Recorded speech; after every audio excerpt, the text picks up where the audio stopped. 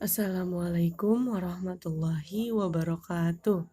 Anak-anak ibu, siswa-siswi kelas 8F dan kelas 8G, kita bertemu kembali di pelajaran seni budaya, pembelajaran jarak jauh, pertemuan ke-30 di semester 2 ini. Mudah-mudahan kalian semua senantiasa dalam keadaan sehat ya. Apalagi saat ini bulan suci Ramadan, Ibu berharap kalian semua tetap istiqomah dalam menjalankan puasa kalian. Anak-anak Ibu, kita melanjutkan materi kita tentang menyusun naskah teks pantomim. Namun sebelum kita belajar lebih jauh, mari kita awali kegiatan pembelajaran jarak jauh kita dengan mengucap basmalah. Bismillahirrohmanirrohim. Disiapkan buku LKS-nya, dilihat di buku LKS. Ini ada bagian kecil tentang cerita teks pantomim seperti yang Ibu janjikan pada pertemuan sebelumnya, bahwa pada pertemuan kali ini Ibu akan menjelaskan bagaimana cara membuat teks pantomim, gitu ya. Oke, kita mulai. Yang pertama yang harus disiapkan atau langkah-langkah dalam menyusun naskah pantomim adalah yang pertama, kita harus menentukan tema atau judulnya, gitu ya. Dalam pantomim, tema dengan judul bisa dibuat menjadi satu kesatuan. Tema pantomim dapat berupa peristiwa, sebuah peristiwa atau kegiatan sehari-hari. Jadi bisa peristiwa misalnya gini, berangkat ke sekolah atau misalnya kegiatan di rumah. Nah, itu juga bisa yang sifatnya berupa kegiatan sehari-hari. Cerita komedi berupa cerita lucu atau sebuah cerita singkat, sebuah drama gitu ya, yang berepisode tapi tidak tidak terlalu banyak. Yang kedua, langkah yang harus dilakukan adalah mendata satuan peristiwa. Jadi, kalau misalkan kita ngambil ceritanya tentang kegiatan sehari-hari, maka satuan peristiwanya mulainya dari kapan nih? Awal ceritanya tuh mulai dari kapan? Apa mulai dari bangun tidur? Atau mulai dari habis sarapan pagi, habis jogging? Nah, seperti itu. Awal cerita, kemudian inti ceritanya, dan akhir cerita. Yang ketiga, menyusun kerangka. Setelah tadi didata nih peristiwa yang akan dibuat, baru kemudian dikembangkan, dibuat kata-katanya gitu ya, supaya gampang untuk nanti diperagakan. Nah, dan yang terakhir baru dikembangkan menjadi kata-kata atau menjadi teks yang sempurna. Jadi, kerangka tadi disusun dari mulai awal, inti cerita, sampai menjadi akhir cerita sehingga menjadi satu bagian yang rampung gitu ya, menjadi sebuah teks atau kata-kata yang siap diperagakan. Nah, ini berikut contoh teks pantomimnya. Judulnya Mudik, ya, ini yang lagi familiar sekarang nih, kita nggak boleh mudik dulu untuk mencegah terjadinya penularan COVID-19, ya.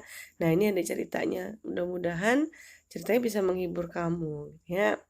Si John dan si Kun adalah sahabat sejak kecil. Mereka merantau dan bekerja di kota besar.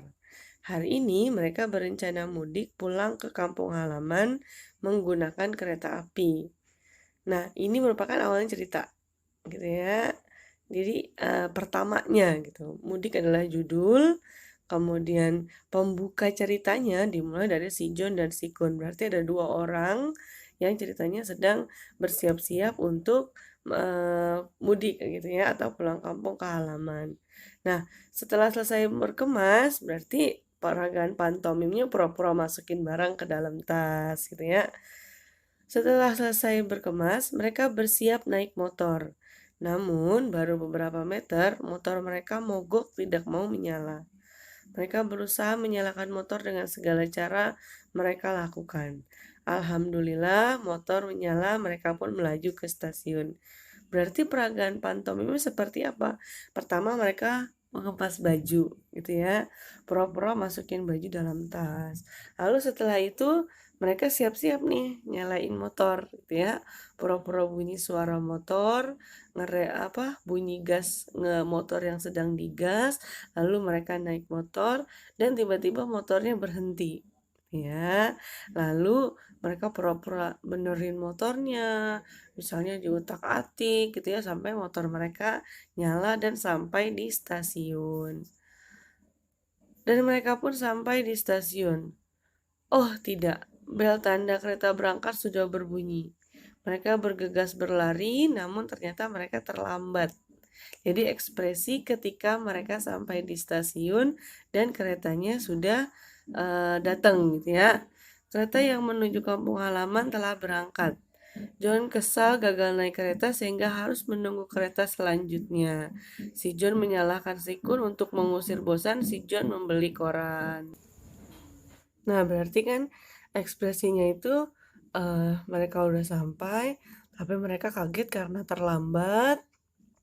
Terus akhirnya si John-nya kan dari berdua ya, si John kesel, akhirnya si John nyalahin si Kun, kamu sih gitu ya, gara-gara kamu nih jadi terlambat.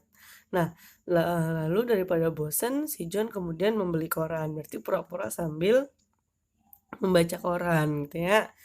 Sedangkan si Kun memilih mengeluarkan MP3 player besar dari dalam tasnya. Ia menyalakan keras-keras sambil berjoget.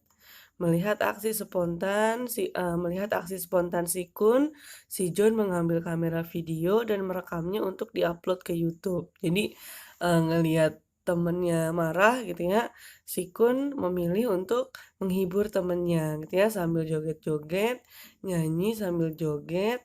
Kemudian pokoknya karena ngelihat aksi seperti itu, jadi si John direkam gitu ya untuk diupload ke YouTube. Tadi sangka lagi Kun mengajak John ikut dalam aksinya. Orang-orang akhirnya mereka dua-dua gitu kan nyanyi sambil joget-joget. Orang-orang di stasiun pun berkerumun dan bertepuk tangan sembari memberikan uang recehnya.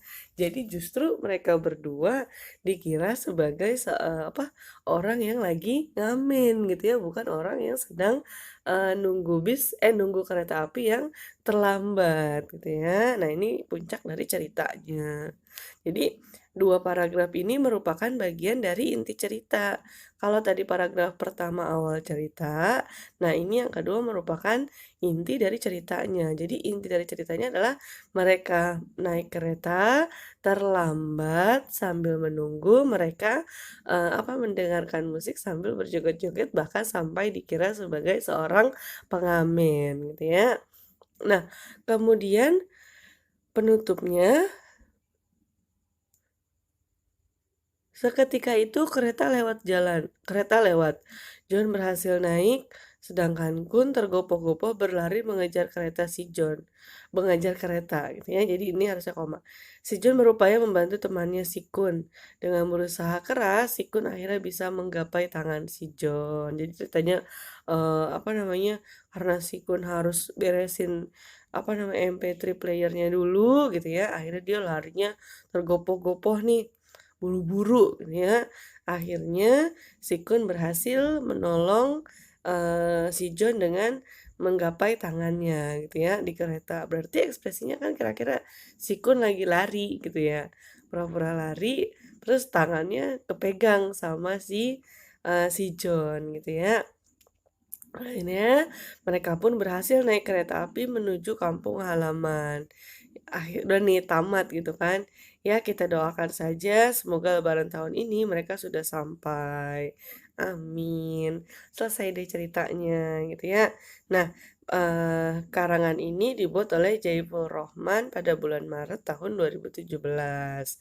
Untuk tugas kamu membuat sebuah naskah pantomim singkat minimal 3 paragraf. Kalau tadi kan ibu 4. Nah, kamu silakan bikin boleh 4, boleh 3. Pokoknya minimal 3 paragraf karena harus berisi bagian awal cerita, inti cerita, dan bagian akhir dari cerita. Nah, temanya bebas apa aja, boleh komedi, boleh persahabatan, namun tetap dalam konteks pendidikan. Jadi nggak boleh tema narkoba, tema pacaran, pokoknya tema-tema yang melanggar aturan itu tidak akan dinilai sama ibu. Setelah itu, seperti biasa, salin di link Google Form yang disertakan bersama dengan video ini. Oke anak-anak Ibu, pertemuan kita kali ini cukup. Mudah-mudahan materi yang Ibu sampaikan dapat kamu pahami, dapat dimengerti. Untuk pertemuan selanjutnya kita akan masuk ke materi terakhir tentang perancangan pementasan pantomim. Sampai di sini dulu, kurang lebihnya Ibu mohon maaf. Sukses selalu buat kalian semua. Assalamualaikum warahmatullahi wabarakatuh.